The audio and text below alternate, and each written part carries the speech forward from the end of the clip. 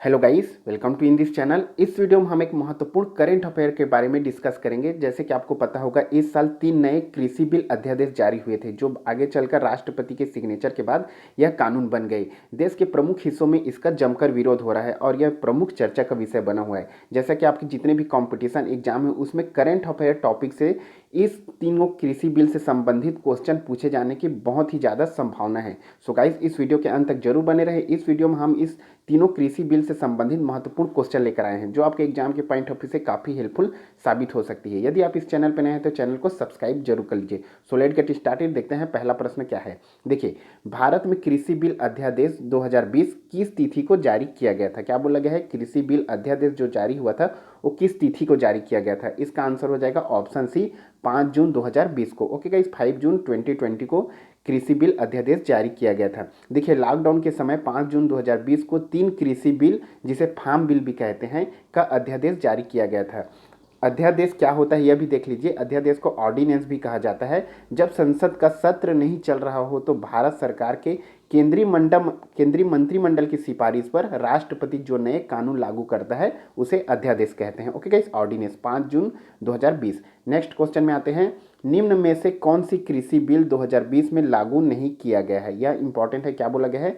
निम्न में से कौन सी कृषि बिल लागू नहीं किया गया है? जैसे कि आपको पता है 3 नए कृषि बिल लागू किए हैं, इन तीनों का नाम याद रखना जरूरी है। तो इसमें से कौन सा लागू नहीं किया गया है 2020 में? इसका आंसर हो जाएगा ऑप्शन डी, आवश्यक वस्तु अधिनियम। आवश्यक वस्तु अधिनियम 1955 में बनाया गया था। कृषि बिल में इसे संशोधन करके लागू किया गया है। देख लेंगे तीनों कृषि बिल कौन कौन से हैं। सबसे पहले देख लेते हैं कृषि उपज वाणिज्य एवं व्यापार विधेयक। सबसे पहले कौन से आता है? कृषि उपज एवं वाणिज्य व्यापार अधिनियम। ये बिल है जिसे farmer produce trade and commerce bill कहते हैं। सेकंड कौन सा है? सेकंड है मूल्य आश्वासन कृषि सेवा विधेयक। ओके गाइस, सेकंड मूल्य आश्वासन एवं कृषि सेवा विधेयक, farmer empowerment and price assurance farm service bill. और थर्ड है आवश्यक वस्तु संशोधन विधेयक, जिसे इसेंशियल कमोडिटीज अमेंडमेंट बिल भी कहते हैं। इन तीनों बिलों के नाम को आप याद रखेंगे। नेक्स्ट में आते हैं, भारत में तीनों कृषि बिल 2020 संसद में पारित समय केंद्रीय कृषि मंत्री कौन थे? यह भी इंपॉर्टेंट क्वेश्चन है। भारत में जो कृषि बिल पारित हुआ संसद में, उस समय केंद्रीय मंत्री कौन थे? केंद्रीय कृषि मंत्री कौन थे? इसका आंसर हो जाएगा option A, Narendra Singh Tomar. Okay guys, Narendra Singh Tomar जब तीनों कृषि बिल संसद में पारित हुए तो उस समय के कृषि केंद्रीय मंत्री थे। यह साथ ही साथ किसान कल्याण मंत्री भी हैं, यह भी याद रखेंगे, नरेंद्र सिंह तोमर। नेक्स्ट क्वेश्चन में आते हैं। कृषि अध्यादेश 2020 के विरोध में किस सांसद ने मंत्रिमंडल से इस्तीफा दे दिया था? इंपॉर्टेंट क्वेश्चन है। क्या बोला है?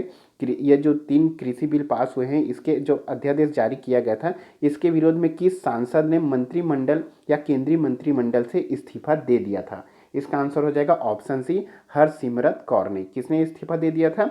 हरसिमरत कौर ने। देखिए, कृषि अध्यादेश के विरोध में शिरोमणि अकाली दल से सांसद हरसिमरत कौर बादल ने केंद्रीय मंत्रिमंडल से इस्तीफा दे दिया है।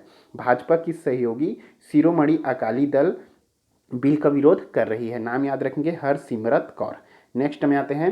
भारत के संविधान में अध्यादेश का उल्लेख किस अनुच्छेद में है? इंपॉर्टेंट है। क्या बोला गया है? भारत के संविधान में अध्यादेश का उल्लेख किस अनुच्छेद या किस आर्टिकल में है? इसका आंसर हो जाएगा ऑप्शन सी, आर्टिकल नंबर 123 या आर्टिकल 123 में इसका वर्णन किया गया है। देख लेंगे, संविधान के अनुच्छेद 123 के तहत राष्ट्रपति के पास संसद के सत्र में न होने की स्थिति में अध्यादेश जारी करने की शक्ति प्राप्त है।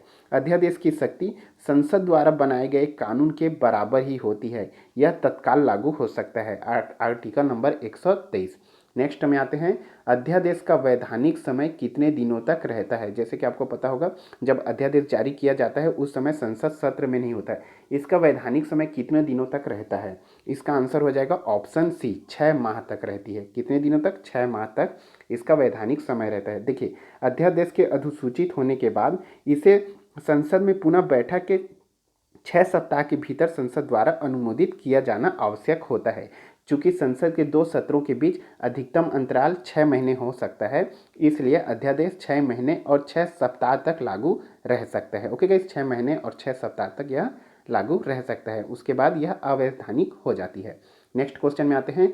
न्यूनतम समर्थन मूल्य, जिसे एमएसपी कहते हैं, कितने फसलों का मूल्य निर्धारित करती है। ओके गाइस, क्या बोला गया है? न्यूनतम समर्थन मूल्य, मिनिमम सपोर्ट प्राइस कितने फसलों पर मूल्य निर्धारित करती है? मोस्ट इंपॉर्टेंट क्वेश्चन है। इसका आंसर हो जाएगा ऑप्शन डी, 23 फसलों पर, 23। ओके गाइस, 23 फसलों पर न्यूनतम समर्थन मूल्य क्या करती है? मूल्य निर्धारित करती है। किसानों के हितों की रक्षा के लिए करने के लिए देश में न्यूनतम समर्थन मूल्य, जिसे मिनिमम सपोर्ट प्राइस कहते हैं, की व्यवस्था लागू है।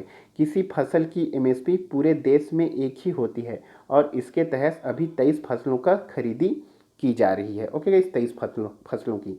नेक्स्ट में आते हैं, न्यूनतम समर्थन मूल्य किस संस्था द्वारा लागू किया जाता है? यह इंपॉर्टेंट क्वेश्चन है।